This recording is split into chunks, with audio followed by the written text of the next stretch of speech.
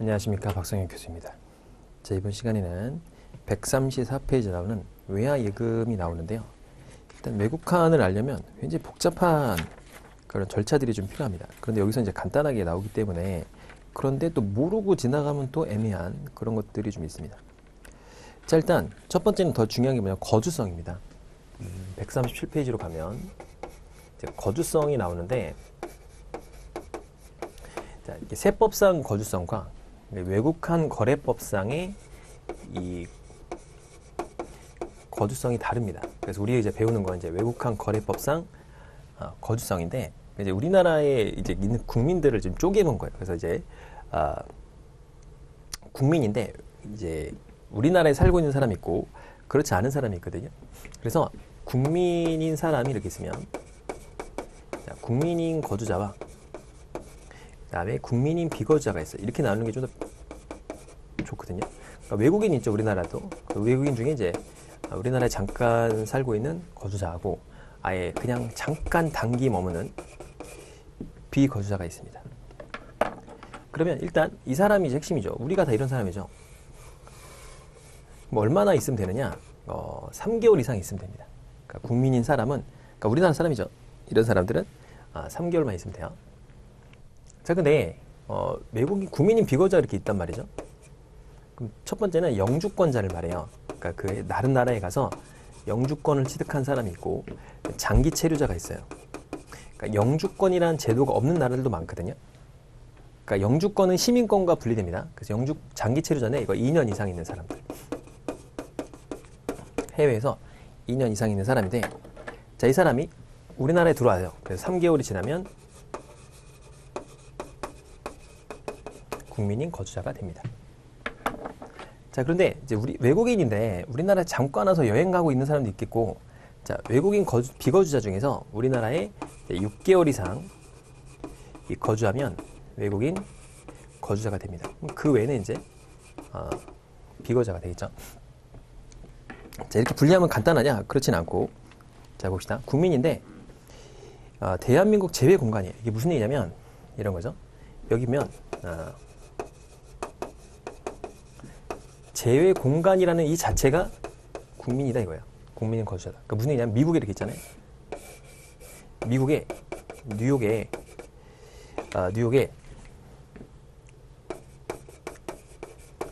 뉴욕 제외 공간이 있는 거예요. 제외 공간이 영사관, 대사관이죠. 대사관은 대사가 있는 거고요. 영사관은 영사가 있는 거예요. 그러니까 영사관은 보통 하는 게 이제 뭐 여권 같은 거 관련된 걸 하는 거고, 대사관은 이제 큰 일을 하는 거죠. 그러니까 대사관이 있는 거예요. 대사관. 이 대사관 자체는 우리나라 땅이에요. 그러니까 치해법권이라고 하죠. 그러니까 우리나라에 있는 미군 부대라든가 미군 대사관은 미국 땅입니다. 그리고 여기서 이제 근무하는 사람들 있죠. 여기 이제 우리나라 땅이니까 이 사람들은 국민인 거주자인 거예요. 그래서 제외공무원에 근무하는 차 이렇게 돼 있죠.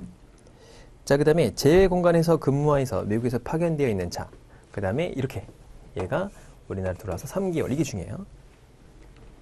자, 외국인 거주자는 국내에서 영업활동을 하면 외국인 거주자입니다. 그러니까 우리나라에 오자마자 뭐 학원을 여는 거죠. 그러니까 알베르토가 이탈리아 학원을 바로 연 거예요. 이탈리아 식당을 열었다. 그럼 바로 국민인 외국인 거주자가 되는 거고, 6개월이라고 돼 있죠. 자, 비거주자가 나오는데 외국에서 영업활동을 하잖아요. 바로 외국에서 영업활동을 하면 국민인 비거주자가 됩니다. 이게 무슨 얘기냐? 미국 나가서 바로 그냥 사업을 하는 거예요. 그럼 바로 비거주자가 됩니다. 영업활동 하게 해주지 않아요. 쉽게. 자, 2년 이상 체류하고 있는다. 이걸 장기 체류자라고 하거든요. 자, 그 다음에 영주권자를 말해요. 자, 비거주자 외국인 뭐 이런 사람들이죠. 자, 그럼 당연히 여기 보면은 우리나라 이렇게 있잖아요. 우리나라에 미군 부대라든가 또는 대사관, 영사관으로 돼 있는 사람들은, 영사관에서 근무하는 사람들은 뭐죠? 당연히 외국인 비거주자입니다. 왜냐하면 외국 땅이니까. 자, 그렇다. 자, 정부의 공간과 국제기관, 그 다음에 거기 보면은 국내에 있는 외국 정부의 공간 또는 국제기구에 근무하는 외교관, 영사 또는 그 수행원, 사용인 이런 사람들 다 뭐다? 외국인 비거주자입니다. 우리나라에 있음에도 불구하고 그렇다. 자, 그래서 실무적으로 어떻게 판단하냐? 여기 이제 제외 동포라는 말이 나와요. 제외 동포인데 이게 이걸 합친 겁니다. 외국 국적 동포예요. 제외 국민은 우리나라의 사람인데 해외에서 살고 있는 영주권자 등을 특히 말합니다. 영주권자. 그러니까 이 사람은 국민인 비거주자예요. 자, 외국 국적 동포는 그 나라로 귀화를 한 거죠. 귀화. 그래서 시민권자라고 합니다. 시민권자. 그러니까 이 사람은 우리나라 살지 않아요. 외국인 비거주자에 해당이 됩니다. 이 사람 6개월 이상 들어오면 외국인 거주자고요. 그래서 이걸 합쳐서 제외 동포라고 하는 거예요. 두 개를 합쳐서. 그럼 이걸 뭐 어떻게 구분하냐? 여권으로 구분합니다. 얘는 이제 한국, 대한민국 여권이 있고요. 얘는 그 나라 여권이 있겠죠. 뭐 미국이나 뭐 영국 뭐 이런 데 여권이 있겠죠. 자, 그럼 이걸 왜 이렇게 따져야 되냐? 자, 다음 페이지로 보면 뭐 외국인 거주에 판단하는 게 있는데 그게 중요한 게 아니고 왜 그러냐면 이거를 계정이라고 그래서 그 136페이지에 나오는 계정을 분류하기 위해서 한 거예요. 자, 그럼 일단은 요거죠. 국민인 거주자와 나머지를 분류합니다. 나머지. 자, 국민인 거주자 그 나머지를 분류하는데 해외에서 어떤 사람이 돈을 들고 들어와요. 내가 한 100만 불을 들고 들어왔다고 해봅시다. 그 원천은 돈이 어디 거죠? 해외 거죠. 그 사람이 들어와서 꼴랑 1달러만 쓰고 간 거예요. 그럼 못 나가게 하면 되나요? 안 되죠. 나가게 해줘야 됩니다. 자기가 들고 온 돈은 나가게 해줘야 돼요. 그렇겠죠? 그러면 아무도 이렇게 못 나가게 하면 아무도 안 들고 들어올 거 아니에요. 자, 우리나라에 있는 돈은 최대한 밖으로 못 나가게 막아야 됩니다. 왜냐? 우리나라는 외환이 항상 부족하다고 하죠. 그러니까 지금 많긴 한데 IMF 트라우마가 있잖아요. 인간은 항상 역사적으로 트라우마라는 게 존재해요. 그러니까 일본 우리가 되게 싫어하잖아요. 뭐 그런 트라우마. 또 우리가 뭐 세월호 사건 있잖아요. 뭐 애를 지금도 배를 잘 안 태워요. 수학여행 갈 때 그런 트라우마. 여러 가지 트라우마가 있는데 그 대표적인 게 하나가 이제 외환 부족 사태 IMF죠. 근데 고생을 진짜 많이 해서 이 트라우마가 있어서 그냥 외국환이 좀만 부족하다 그러면 난리가 납니다. 그러니까 맞아요. 약간 그렇게 해야 됩니다. 그래서 이런 걸 막기 위해서 우리나라뿐만 아니에요. 전 세계적으로 외국환을 밖으로 못 나가게 막아야 됩니다. 들어오는 건 땡큐고 나가는 건 막아야 되는데 들어온 돈의 원천이 외국 돈이면 쉽게 나가게 해줘야 되겠죠. 그렇겠죠. 자, 그런 거를 만들기 위해서 계정을 만든 게 바로 그 136페이지에 나오는 그 계정입니다. 자, 그러면 이 거주자 계정이라는 게 있어요. 얘는 대한민국에 있는 돈이에요. 외화 통장입니다. 얘는 원화 통장이 아니에요. 자, 대외 계정은 외국에 있는 돈처럼 생각하는 거예요. 자, 생각을 해볼게요. 그러면 얘에서 얘로 보내면 뭐가 되는 거죠? 해외로 보내는 게 되는 거예요. 대외 계정에서 거주자 계정으로 들어오면 뭐죠? 원화로 입금이 되는 거다라고 생각하시면 됩니다. 그러면 이 돈은 밖으로 쉽게 나가게 해줘야 되죠. 왜냐? 원천이 외국 돈이에요. 그러니까 이 밖으로 왔다 갔다가 자유롭게 되는 거고 이 돈은 일로 들어갈 때 뭐예요? 해외로 나가는 거니까 까다롭게 봐야 되겠죠. 그렇죠? 자, 그래서 그런 원리가 있는 겁니다. 자, 일단 거주자 계정은 얘만 만들 수 있어요. 국민인 거주자. 또는 외국인 거주자 중에 사업하는 사람 만들 수 있는데 거기까지 몰라도 되고. 자, 거주자 계정은 예치할 때는 취득 보유가 인정된 대외지급 수단. 대외지급 수단이 뭐냐면 현찰, 달러 이런 걸 말하는 거예요.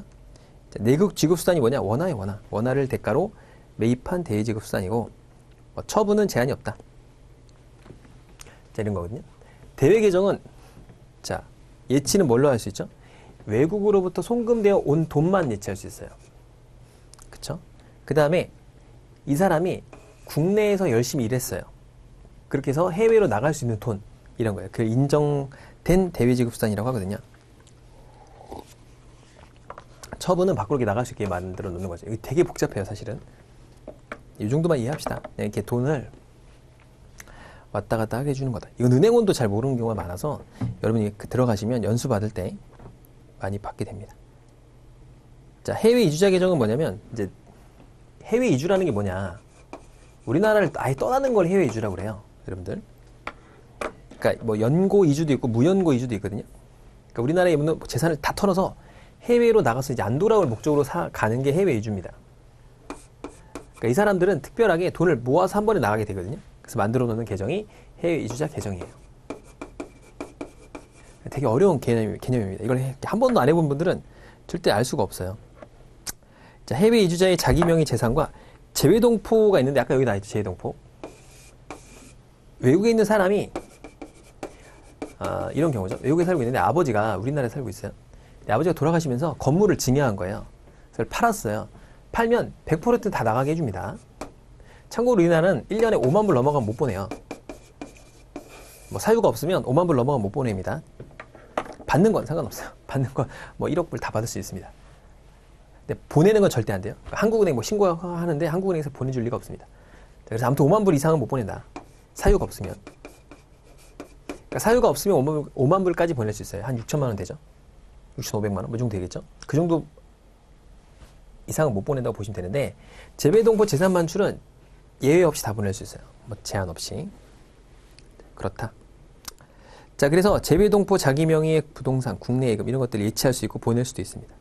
자, 아무튼 그렇다. 이렇게 보시면 될 것 같아요. 근데 되게 복잡한 내용이에요, 사실. 이걸 이해한다는 게 이렇게 짧게 이해한다는 건 거의 불가능에 가깝지만 일단 그냥 설명을 드리도록 할게요. 이 정도만 아시면 됩니다. 시험에는 잘 나오진 않는데 혹시 나오면 뭐 예치하고 그 다음에 요 처분은 끝이 아닙니다. 뭐 예치 기준은 뭐 한 30개 되고요. 처분도 한 30개 됩니다. 이게 이렇게 되는 게 아니고 이게 이제 원리대로 돌아가는 건데 자, 이쪽으로 나갈 때는 까다롭고 들어올 땐 쉽다 이렇게 생각하시면 돼요. 그러니까 자기네들끼리 들어가는 건 쉽겠죠. 여기도 간단한데 밖으로 나가고 들어올 때가 조심해야 된다. 그럼 얘는 뭐죠? 얘는 입금할 땐 자유롭죠. 그죠? 왜냐 우리나라에 있는 거니까. 근데 이제 해외로 나갈 때 처분할 때 요건을 봐야 되는 거고요. 얘는 뭐죠? 나갈 땐 자유롭잖아요. 그러니까 입금할 때 잘 봐야 돼요. 입금할 때 요건을 봐야 됩니다. 왜냐 밖으로 나가는 건 쉽기 때문에 자 그렇다. 이렇게 보면 될 것 같아요. 자, 그 다음에 환율이 있는데 환율이 이렇게 얘기하잖아요. 1달러에 1,000원 이렇게 얘기하죠. 자, 그런데 얘를 1원당 이렇게 표시를 할 수도 있죠. 이렇게 표시하잖아요. 그죠? 자, 그 다음에 100엔당 1,000원 뭐 이런 식으로 표시하죠. 1유로당 뭐 이렇게 뭐 1,320원 이렇게 표시하죠. 이게 우리나라 항상 남의 나라 통화를 기준으로 이렇게 표시합니다. 그래서 거기 보면은 자국 통화 표시 방법하고 외국 통화 표시 방법이 있는데 우리나라는 자국 통화 표시 방법이죠. 그러니까 외국 화폐 1단위 다 외국 화폐죠. 얘네들이 이걸 기준으로 우리나라의 가치를 표현한 방식 이게 자국 통화 표시 방법입니다. 자, 그래서 환율이 올라갔다. 이게 환율 상승이라고 하죠. 자, 그렇게 되면 1달러로 1,000원 바꿀 수 있는 걸 1,500원 바꿀 수 있기 때문에 달러가 좋은 거죠. 달러 가치가 상승합니다. 그리고 뭐라고 하죠? 평가 절상이라고 그래요. 그럼 반대로 원화는 가치가 떨어진 거죠. 그렇겠죠? 원화 가치 하락이라고 하고 평가 절하라고 합니다. 그렇죠? 그러니까 당연히 이제 달러 가치가 올라가기 때문에 미국 사람들은 우리나라 물건이 싸진 거죠. 그래서 대미 수출이 늘어나요. 그러니까 수출이 증가한다. 뭐 이건 다 앞에서 보시는 거죠. 그래서 그렇게 됩니다. 자, 그러면 외국 통화 표시 방법. 그러니까 자기네 나라 통화 이게 1원당 뭐 이렇게 표시하는 나라가 없냐? 있어요. 또 이게 골치 아프죠. 그러니까 영연박 분가라고 하는데 그러니까 영국 계열들이 있죠. 그러니까 뭐 영국, 그다음에 유로, 그다음에 뭐 호주 뭐 이런 데는 자기네나 통화를 표시를 해요. 예를 들어서 1파운드당 0.97달러 뭐 이런 식으로 표시하거든요. 그러니까 자기네 통화가 최고예요. 이렇게 표시하는 거를 외국 통화 표시 방법이라고 합니다. 자, 우리나라는 뭐다? 그러니까 대부분의 한 90% 이상은 다 이렇게 자국 통화 표시법으로 표시해요. 뭐 지급 환율이라고도 하고 이렇게 부릅니다. 자, 그 다음에 외화는 주식처럼 T+2 영업일 결제를 해요. 그러니까 여러분들이 생각하는 그 달러를 사고 파는 거는 은행 가면 직접 사잖아요? 그렇진 않아요. 보통 국제거래는 T 영업일 거래라고 합니다. 그러니까는 오늘 거래하잖아요. 오늘 달러를 1달러를 1,000원 주고 샀습니다. 그러면은 이틀째 돈이 들어옵니다. 그래서 이거를 이제 T거래 이렇게 부르는데 얘를 스팟 데이트라고 합니다. 이게 정상 거래가 이렇게 되는 거고, 자, T 플러스 3영업일부터 우리가 선물 거래라고 그래요. 선물 거래. 그러니까 여기까지를 현물 거래라고 하고, 그러니까 T 거래일, T1 거래일, T 플러스 2영업일 거래를 현물 거래라고 하고요. 자, 그 다음에 요거를 선물 거래라고 하는데, 얘를 밸류 스팟이라고 그래요. 얘를 뭐라고 그러냐? 밸류 투데이, 밸류 투말로 이렇게 부릅니다. 그래서 밸류 스팟 거래가 요거다. 여기까지가 현물, 여기까지가 선물이고, 이 환율은 두 가지가 있죠. 사고 파는 환율이거든요. 그러니까 은행 입장에서 항상 평가래요. 그러니까 환율이라는 건 두 개가 있습니다. 비드, 오퍼드라고 합니다. 오퍼라고도 하고 오퍼드라고도 하고 뭐 에스크라고도 합니다. 이게 부르는데, 그러니까 은행에서 항상 이게 매입률이라고 부르고, 은행 입장이에요. 항상 매도율, 파는 환율이거든요. 그럼 당연히 은행은 싸게 사서 비싸게 팔아야 되니까 이게 뭐 1,300, 지금 1,360원 되죠?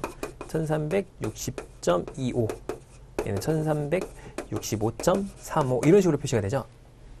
항상 얘가 커요. 당연한 게 은행 입장에서 싸게 사서 비싸게 팔아야 되기 때문에 그런 거죠. 이 차이를 뭐라고 그러죠? 스프레드라고 합니다. 스프레드. 그리고 뭐라고 그래요? 이걸 마진이라고 하죠. 은행의 마진이다 이렇게 부릅니다. 이렇게 불러요. 자, 그러면 이 시장에서 평균환율이 있어요. 매매 기준율이라고 하는데 여기 이제 있고, 자, 이걸 중심으로 매도율이 비싸고 매입률이 싸거든요. 그죠? 이렇게 되니까. 근데 여기서도 이제 보면은 일단은 가장 싼 거는 전신환이에요. 그 전신환으로 돌아가는 게 있어요. 매도율이 그 다음에 비싸고, TC 매도율이 있거든요. 요게 비싸고, 현찰이 가장 비쌉니다. 현찰 이렇게 되고, 그 다음에 이제 뭐 코인 있죠. 코인, 동전 비트코인 말고 동전 매도율이 비싸다. 그러니까 이쪽은 당연히 전신한 매입률이 가장 싸고요. 그러니까 더 싸지는 거죠. 더 싸게 사주는 거죠, 점점. 그죠? 자, 그 다음에 TC가 이제 트래블 트랙이라고 하거든요. 여행자 수표라고 그래요.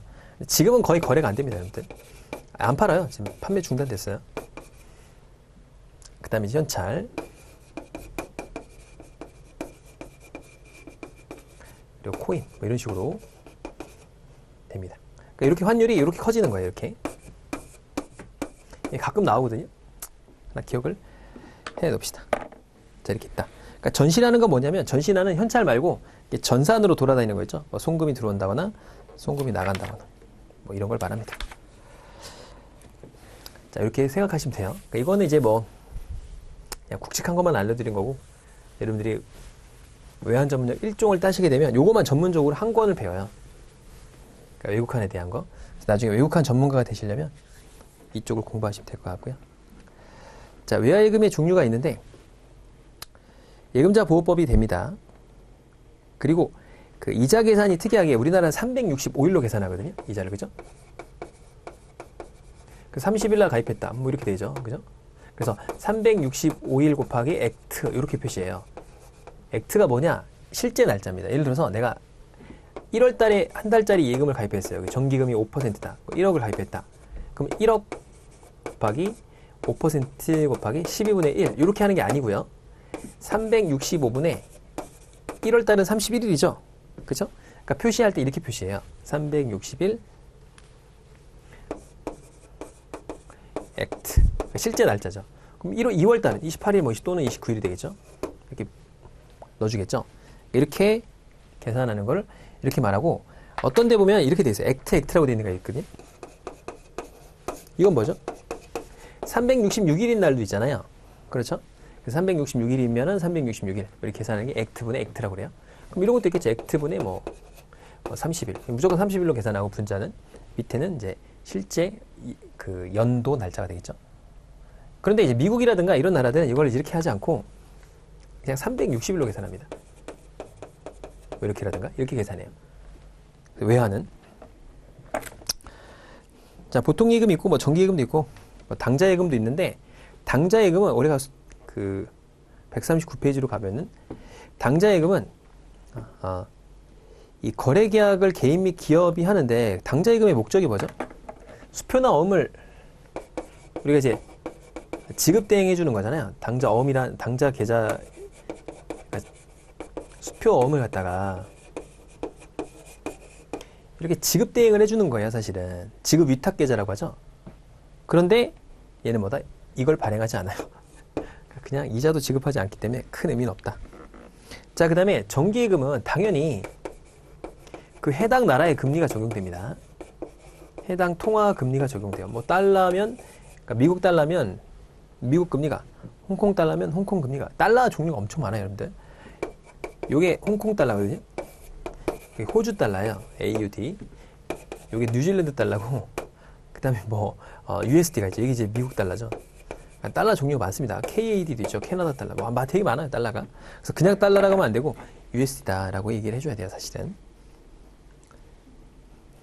자, 그래서 거기 보면은 당연히 이 통화에 이자율이 적용됩니다. 그럼 이제 전체가 다 있냐? 그렇진 않아요. 많지는 않습니다. 정기예금 가입할 때 무슨 뭐 저기는 베트남도 되고 뭐 태국도 되고 뭐 그러진 않아요. 많진 않아요. 은행마다 좀 차이도 있고 그렇습니다.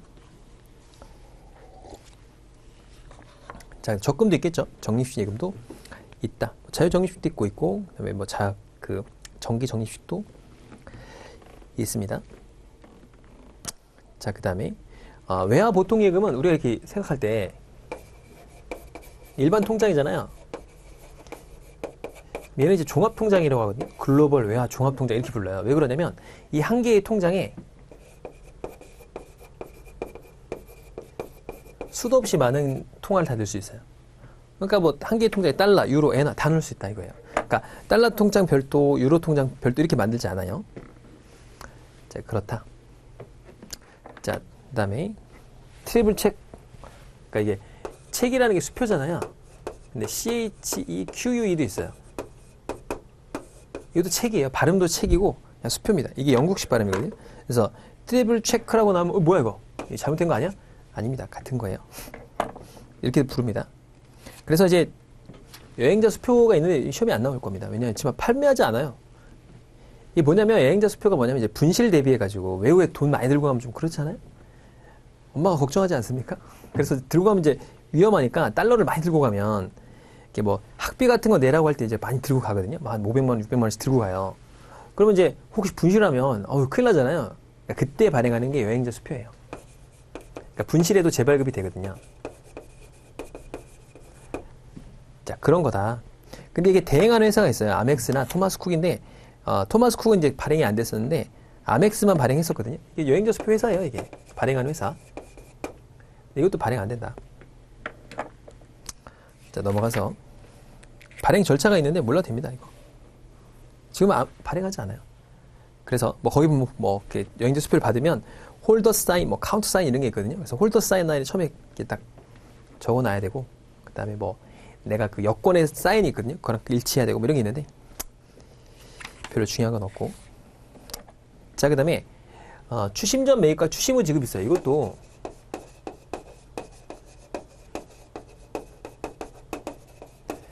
간략하게 설명을 할게요. 그러니까 이런 거예요. 제가 미국의 맥도날드 사장님한테 사장님 밑에서 일을 했었어요. 알바로. 근데 이제 월급이 나오기 전에 내가 한국으로 온 거예요. 그냥 한국으로 왔어요. 다시. 그래서 이제 맥도날드 사장이 이제 월급을 줄 거 아니에요? 월급을 주면 내 한국 통장에 넣어주면 될 거 아닙니까? 송금을 보내면 될 거 아니에요? 근데 미국 이 나라는 꼭 수표를 보내줘요. 그래서 수표를 보내준 거야. 고생했다.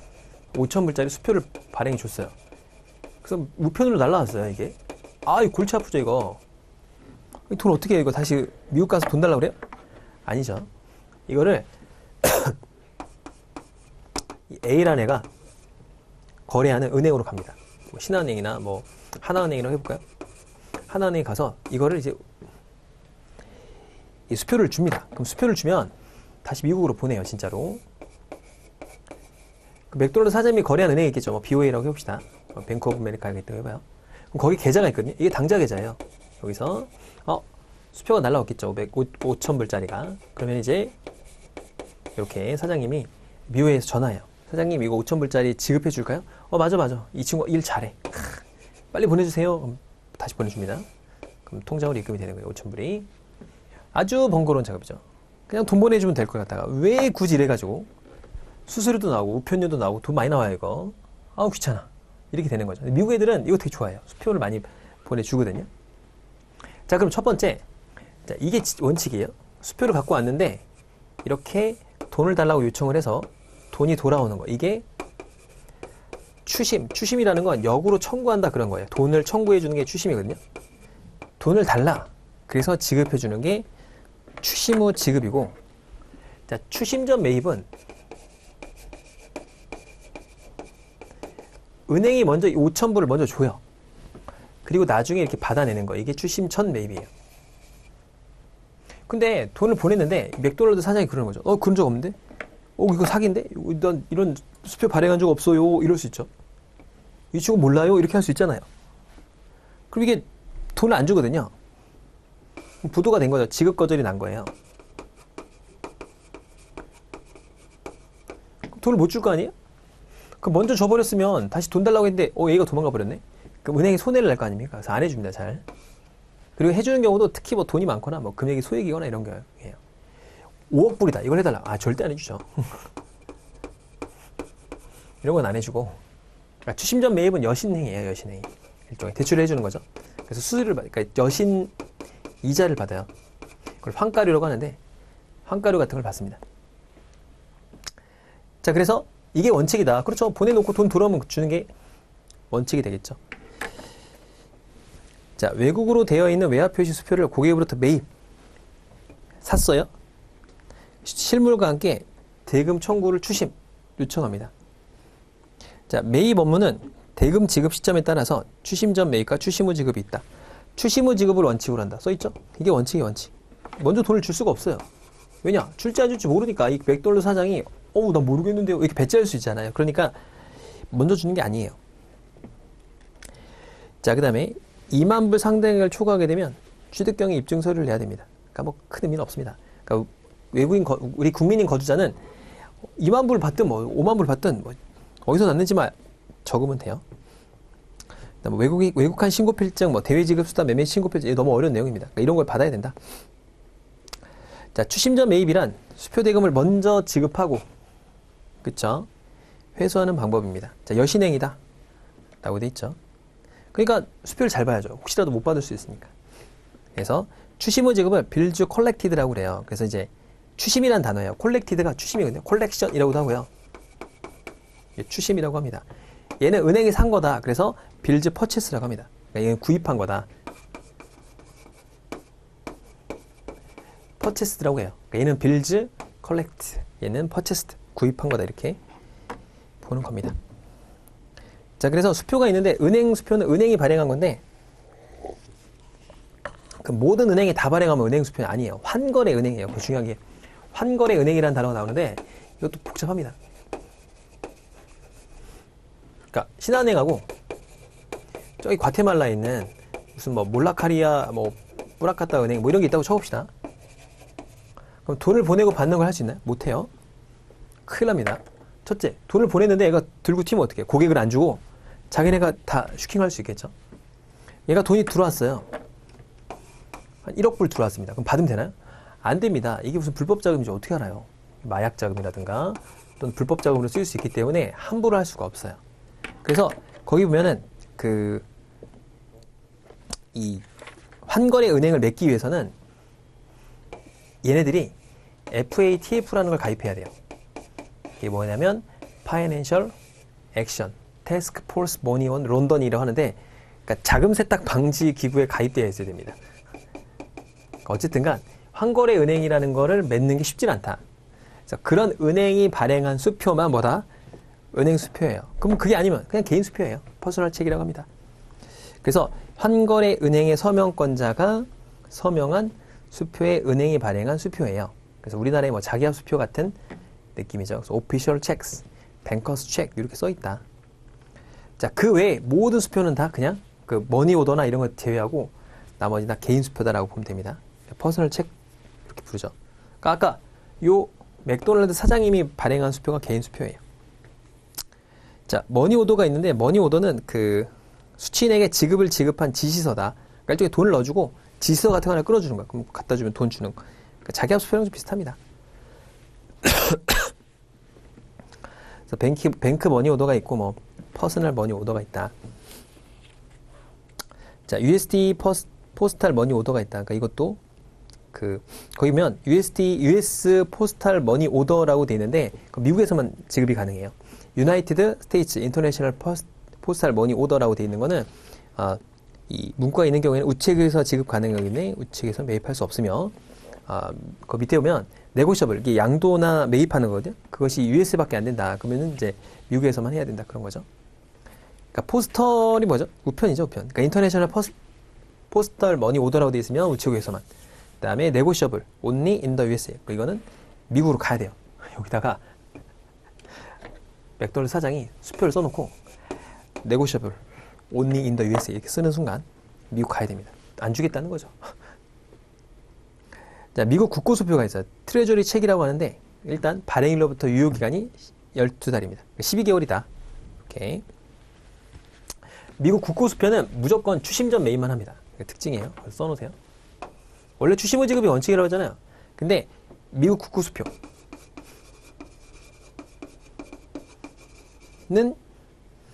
트레저리 책이에요. 그럼 미국 국고수표를 받는 사람이 있나요? 우리나라 사람이 어떻게 받아요? 미국 국가에서 주는 건데. 있어요? 특히 뭐냐면 미군 부대에서 오래 일하면 미국에서 연금이 날라오거든요. 그런 게 다 트레저리 책으로 날라옵니다. 자, 그 다음에 외화 수표 점검. 첫 번째, 선일자 수표는 받으면 안 됩니다. 그러니까 먼저 발행된 우리나라는 받아도 되거든요. 외화는 안 된다. 나머지는 뭐 한번 읽어보세요. 뭐 중요한 건 없으니까. 자, 그 다음에 제시기간이 경과되면 안 돼요. 그러니까 무슨 얘기냐면 유효 날짜가 이렇게 있거든요. 그러니까 예를 들어서 이 수표는 뭐 2023년도 5월 8일까지 유효 날짜다. 그럼 지급 제시 기일이 있어요. 그럼 그날까지 해야 되는데 지급 제시 기일이 없으면 유효 날짜까지는 해야 됩니다. 이때까지는 지급 제시를 해야 돼요. 자, 그런데 이게 예를 들어서 이제 은행에 왔어요. 이렇게 아까 은행에 왔다고 그랬죠. 그럼 이 날짜가 대충 한 2023년도 5월 7일 날 온 거예요. 그러면은 제대로 온 거죠. 안 됩니다. 왜 그러냐면 이 지급 제시는 상대방 은행에 도착한 날짜예요. 그러니까 이게 우편 타고 넘어가거든요. 며칠 걸려요. 그러니까 굉장히 빨리 신청해야 됩니다. 이런 경우 어떻게 하냐? 가라고 해야 돼요. 미국으로. 자, 그래서 자, 그렇다. 그래서 유효 날짜가 있으면 그 날짜까지. 근데 그게 어디냐? 상대방 은행에 제시된 날짜이기 때문에 굉장히 조심해야 된다. 받을 때 조심하라. 그런 얘기예요. 자, 넘어가서. 자, 그 다음에 6번에 보면 수표상에 특정 통화 표시가 없으면 지급지. 그러니까 지급지 은행이 있겠죠. 그 나라의 통화예요. 뭐 태국이면 태국, 미국이면 미국 이렇게 되겠죠. 그러니까 달러로 표시되어 있잖아요. 달러가 도대체 무슨 달러인지 모른다고 그랬죠. 지급지의 달러입니다. 지급지 통화예요. 자, 그 다음에 그 매입 의뢰인의 정당한 수취인이며 배서가 적정한지. 그러니까 우리가 배서라는 단어가 있잖아요. 엔도르스먼트라고 하는데 이 배서라는 게 이제 수표를 양도하는 거죠. 수표 양도하고 내가 대금 받고 막 계속 이렇게 옮겨 타는 걸 말하는 거거든요. 근데 미국도 할 수 있어요. 수표가 있는데 그 뒷면에 보면 수표의 뒷면에 보면 배서하는 양식지가 있어요. 그 양식지대로 이렇게 배서해 주는 걸 말합니다. 자, 아무튼 그렇다. 복잡한 내용인데 아무튼 배서가 잘 돼 있는지 확인해라. 그다음에 not negotiable 양도하면 안 됩니다. 배서하면 안 되고 not pays account 그러니까 지급인의 어카운트로 넣어라. 그다음에 not transferable이 양도를 못하게 돼 있거든요. 그러니까 그런 경우는 직접 수취인이 갖고 와야 된다. 그러니까 지시 금지식 수표라고 그래요. 그러니까 배서가 안 되는 어음을 말하는 거죠. 아무튼 좀 그렇다. 그러니까 대충 이해합시다. 그냥 복잡해요. 그래서 그냥 우리가 시험 문제에서는 그냥 이런 게 디테일하게 나오진 않습니다. 그 굵직한 대로 이렇게 제일 많이 나오는 건 뭐다? 그 거주성 여부. 여기 제일 중요하니까. 자, 신용카드. 신용카드 여러분 많이 쓰시죠? 체크카드, 뭐 신용카드인데 여기서 이제 조심할 게 몇 가지만 있어요. 그만 이제 봅시다. 그럼 신용카드, 아빠카드, 엄카드 뭐 다 법카 많이 쓰지 않습니까? 자, 현대에 많이 사용하고 있다. 자, 신용카드의 종류 다음 페이지로 넘어가 볼게요. 체크카드도 있죠. 선불카드는 뭐죠? 선불카드는 미리 돈을 내고서 그 범위 내에서 사용하는 거죠. 뭐 기프트카드라는 것도 있고 뭐 여러 가지가 있죠. 자, 그 다음에 체크카드는 뭐죠? 쓰면 바로 돈이 빠져나가는 거죠. 직불카드는 직불 가맹점이 있어요. 그러니까 여러분들이 그 신용카드를 쓰려면 그 신용카드 회사하고 그 가맹점이 뭐냐면 가맹점이 가게예요, 여러분들. 그 상점 같은 걸 말해요. 이 계약이 맺어져 있어야 되거든요. 그럼 신용카드 회사가 그걸 다 뚫고 다녀야 돼요. 근데 귀찮죠? 그거 다 언제 답니까? 그걸 벤사가 보통 많이 해요.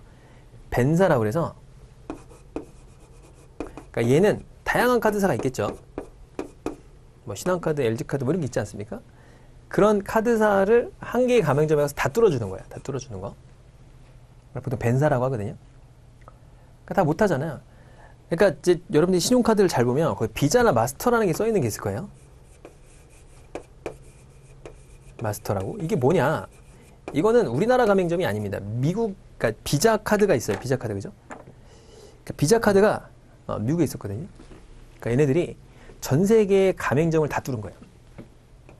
그러니까 해외에 나가면 비자 카드가 있죠. 비자 카드 가맹점이라고 돼 있는데 가야 비자 카드를 쓸 수 있는 거예요. 근데 삼성카드를 들고 가면 안 됩니다, 여러분들. 그냥 우리나라 국내 전용 카드 가져가면은 해외에서 쓸 수가 없어요. 그러니까 비자 카드라고 되어 있는 걸 갖고 나가야 돼요. 반드시입니다. 그럼 마스터라고 되어 있는 카드가 있다. 그럼 마스터 가맹점에 가셔야 돼요.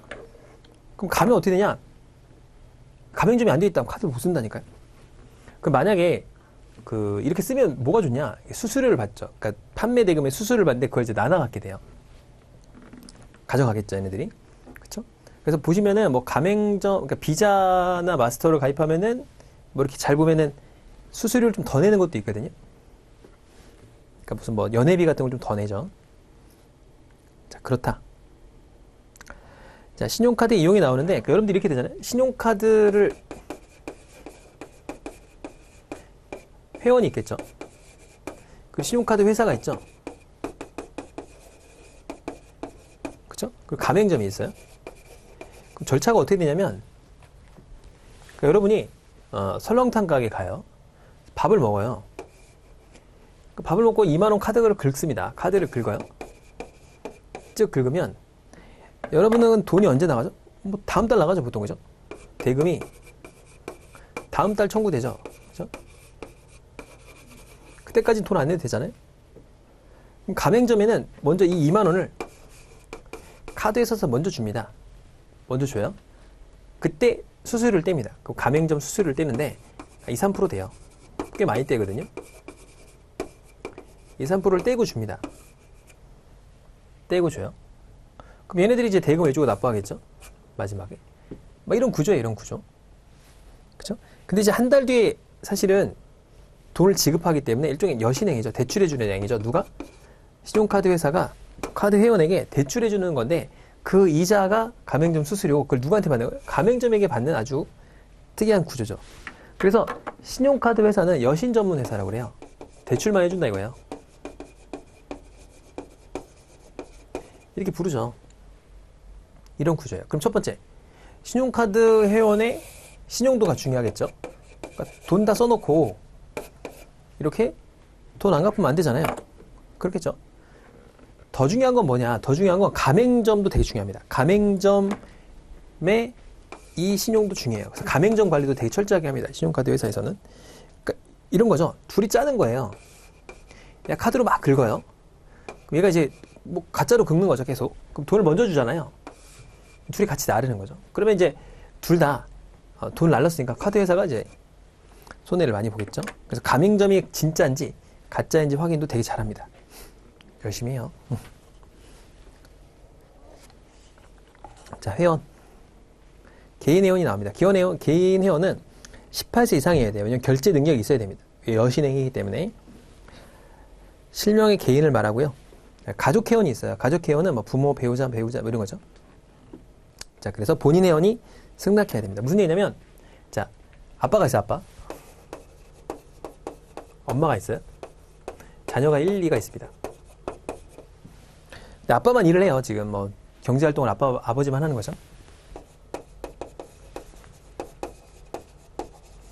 그럼 엄마, 자녀들은 일을 안 해요. 그럼 이제 가족 카드를 만들어주는 거죠. 엄마 얼마? 자녀 얼마? 이런 식으로. 한도를 따로 부여할 수 있어요. 엄마는 100만 원만 써라. 야, 너는 중학생이니까 10만 원 써. 5만 원만 써. 이렇게 줄 수가 있어요. 그럼 이 한도는 아빠 한도 내에서예요. 그러니까 아빠 한도가, 카드 한도가 300이다. 그 300 한도 내에서 이렇게 쓸 수 있는 거예요. 그럼 엄마가 100만 원 쓰고 자녀가 10만 원, 5만 원 다 썼다. 115만 원을 쓰겠죠. 그럼 아빠는 이제 385만 원만 쓸 수 있어요. 그리고 이 모든 책임을 누가 지냐? 아빠가 지는 거예요, 아빠. 아빠가 책임지기로 가정하고 발급하는 걸 말해요. 자, 기업 회원은 뭐, 법인, 개인 기업 다 되는데, 왜냐면 이제, 경비 청구를 하기 위해서는 개인 기업 카드가 있어야 됩니다. 자, 사용자 지정 카드란 기업 회원이 특정 이용자를 지정해서 임직원의 명의로 카드 표면에 가입한 겁니다. 그러니까 뭐, 임직원 명의로 카드가 되고요. 그 다음에 뭐 이렇게, 임직원 공동으로 사용할 수 있는 기업 카드가 있습니다. 법카라고 하죠, 법카. 법카라고 합니다, 법카. 기업 회원 카드.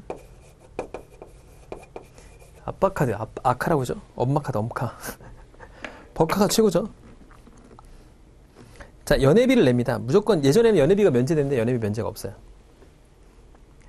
회원에게 1회당 연 1회로 부과하는 수수료죠. 기존 연회비가 있고, 기본이 있고, 제휴가 있어요. 뭐, 제휴가 되면 좀 더 많이 받는다.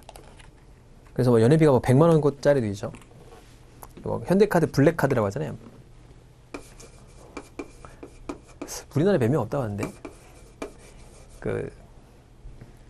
로사인가요? 뭐 그 친구가 써가지고 유명해졌다고 하는데 많이 없다고 합니다. 자, 이용 한도가 있어요. 처음에 한도가 이렇게 있잖아요. 그럼 초기 한도가 나옵니다. 근데 좀 더 높여달라. 그러면 이제 심사 한도가 있어요. 그러니까 좀 더 높여달라. 그 다음에 초과 한도라는 거 뭐냐면 1회 안에서 좀 높여달라고 하는 거예요. 그러니까 대표적으로 뭐 차 사는 거죠. 자동차. 그러니까 현대카드는 현대자동차랑 연계가 돼 있어요.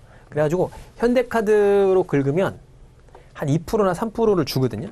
포인트로. 현대카드 포인트로 이렇게 줘요. 근데 차값이 비싸잖아요. 막 5천만 원짜리 차를 산다. 그럼 10%면 500이고 3%면 150만 원 아닙니까? 이걸 포인트로 줘요, 그냥. 그러니까 땡큐죠? 그러니까 다른 카드로 하면 안 돼. 이건 바보 같은 짓이죠? 현대카드를 만들어가지고 무조건 이렇게 하거든요. 근데 나는 한도가 5천이 나올 리가 없어요. 여러분들 카드 만들면 한 3, 400 나오거든요. 많이 나와요. 500 정도 나와요. 그럼 이걸 결제할 수가 없잖아요. 나는 500인데 한도가. 그때 카드사에 전화하고 이 계약서 같은 거 보내주면 딱 한 번 이렇게 1회 안에서 승인해 주는 걸 말해요.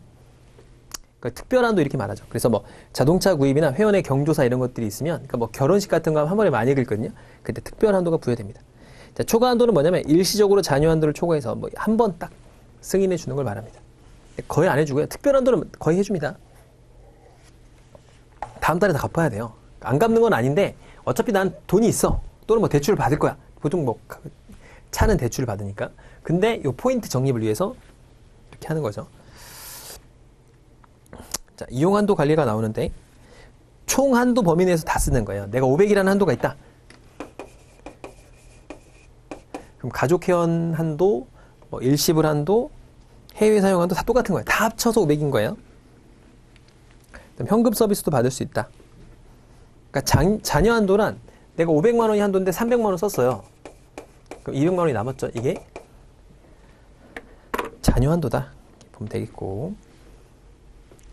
자, 오른쪽으로 가면 신용카드 대금의 결제가 나옵니다. 그러니까 결제는 보통 이제 차이가 있는데 뭐 30일 사이에 하죠.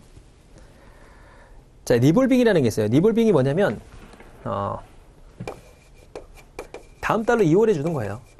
근데 이게 되게 이율이 되게 비싸거든요. 그러니까 대출 같은 거예요. 그러니까 예를 들어서 여러분이 500만 원을 갚아야 되는데 갚을 돈이 없는 거예요. 지금 카드를 너무 질렀어요. 한 달에 월급이 300만 원밖에 안 되는 거죠.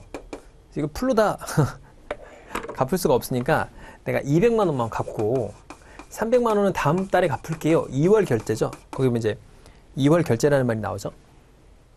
300만 원에 갚을게요. 아, 그래요? 너 다음 달에 갚으세요 하면서 이 300만 원에 대한 이자를 받아요. 엄청 셉니다, 이거. 막 18%, 20%씩 받아요.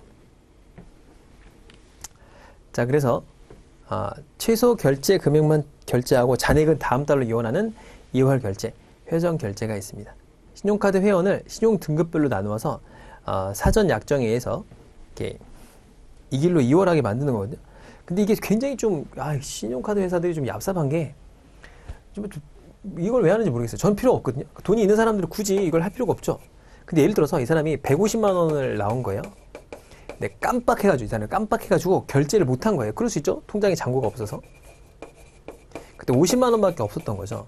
그럼 100만 원이 자동으로 그냥 2월이 돼버려요. 그래서 이자를 계속 내고 있는 거죠. 근데 고객이 몰라요.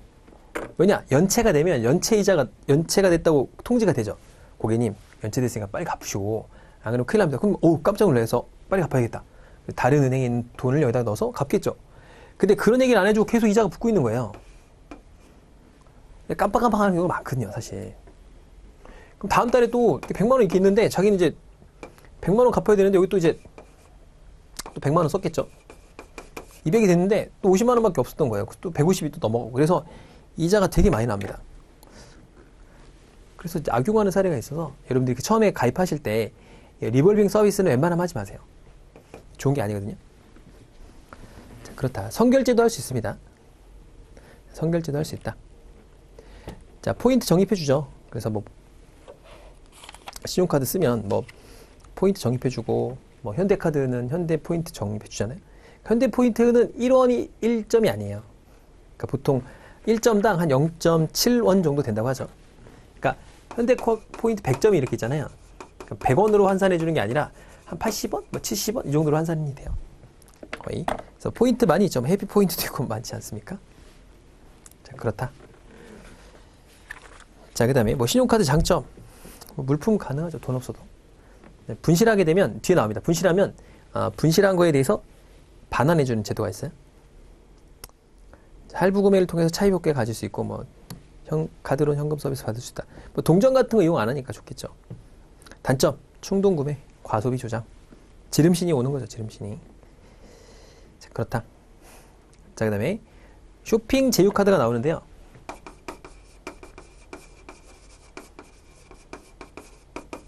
되게 많죠. 뭐 쇼핑에 연관돼서 쇼핑을 하면 특별하게 할인을 더해주는 거 많잖아요. 뭐 카드 혜택 해가지고 뭐 쭉 나와 있지 않습니까? 자, 주요 자동차 할인, 뭐 교통, 마일리지 적립해주는 거. 그렇죠? 그래서 뭐 교통카드를 깎아준다거나, 자, 금융 제휴카드, 뭐 포인트 적립해준다거나, 기타가 있죠. 자, 시험에 잘 나오는 건 150페이지에 나오는 부정사용에 대한 내용입니다. 자, 봅시다. 카드 사고와 부정사용 대금의 보상이에요. 자, 이게 뭐냐면, 여러분이 카드를 분실했어요. 근데 그 분실한 카드를 누가 몰래 쓴 거예요. 그럼 그 대금을 카드사가 물어주는 겁니다.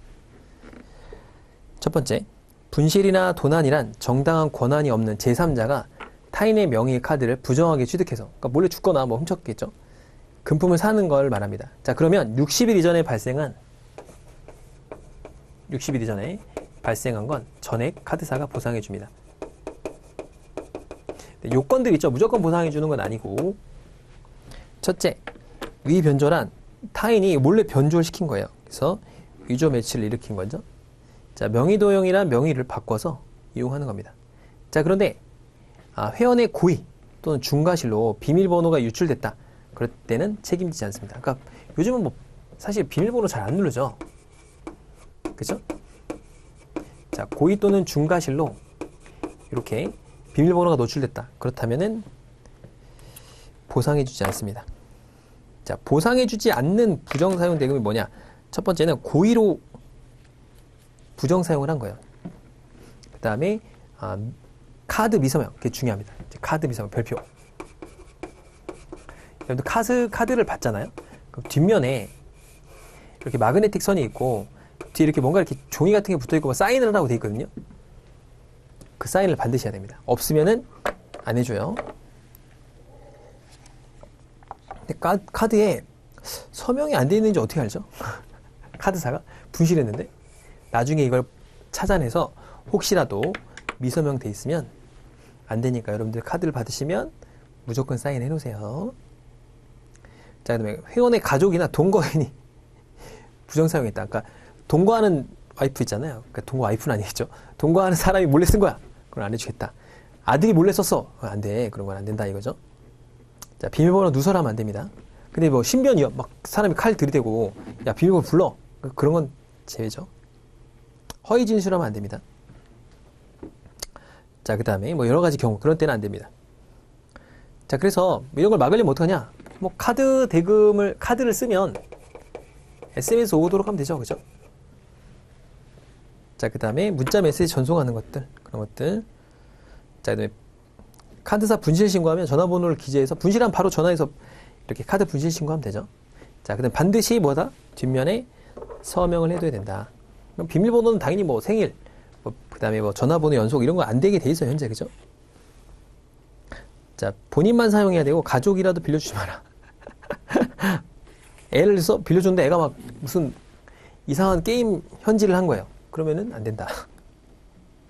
자, 그다음에 이제 탈회하면 완전히 잘라버려라. 자, 그 다음에 보이스피싱 뭐 이런 것들 개인정보나 송금을 요청하는 경우에는 뭐 피해 입지 마라. 피싱 파밍 하지 마라. 뭐 이런 거죠. 자, 이렇게 해서 우리가 신용카드까지 봤고요. 자, 다음 시간에는 투자 설계 개념 정립인데요. 그 파트를 보도록 하겠습니다. 고생 많으셨습니다.